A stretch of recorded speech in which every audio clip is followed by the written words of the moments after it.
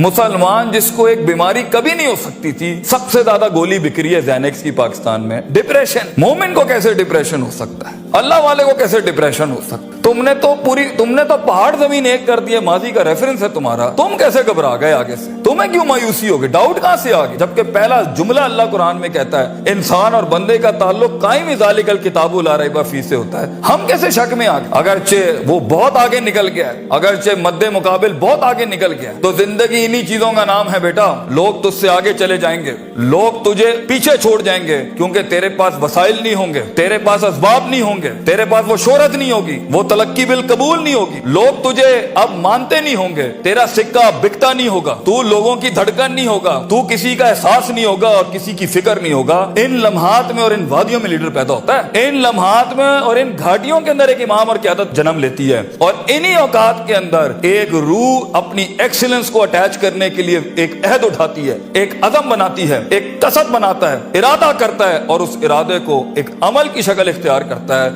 और अपनी जिंदगी के सारे रेफरेंसेस को माइनस करके एक नई तारीफ देता है अपने आप को। लेकिन अगर एक इंसान समझता है, एक गलत फहमी का शिकार है कि नहीं, जिंदगी को मैं जैसे चाहूं, जिस गलत तरीके से चाहूं, अपनी वैल्यूज को, अपने उसूल को, अपने जवाबित को, अपने कवायद को, अपने उसूलों को, इनको मैं बलि चढ़ा के, इनकी चीटिंगें करके, किसी का हक मार के, किसी को नीचे लगा के, जिग जैगिंग करके अगर मैं निकल जाऊंगा तो तुक्के, महज इत्तेफाक, फ्लूक्स और कोइंसिडेंसेस, और इस तरह के 2 नंबर रास्ते बेटा कुछ अरसा तो चल सकते हैं। दुनिया के उस स्टेज के ऊपर जब मुकाबला होगा ना किसी सही वाले पट्टे के साथ, आप नहीं लड़ सकेंगे, आप नहीं उससे जीत सकेंगे। इसलिए ये वक्त होता है, ये लम्हात होते हैं, ये लहजात होते हैं, इंसान अपने आप को तैयार करता है। लेकिन एंड में मैं फिर भी यही कहूंगा, स्किल मैनेजमेंट, हुनर के ऊपर इंसान जितना भी स्ट्रॉन्ग क्यों ना हो, इंसान सोने को कुंदन, कतरे को समंदर, जर्रे को एक चट्टान और एक छोटी सी आतिश को एक आतिश फिशा तब बनाता है जब उसके अंदर वो कलेजा हो, वो जिगर हो,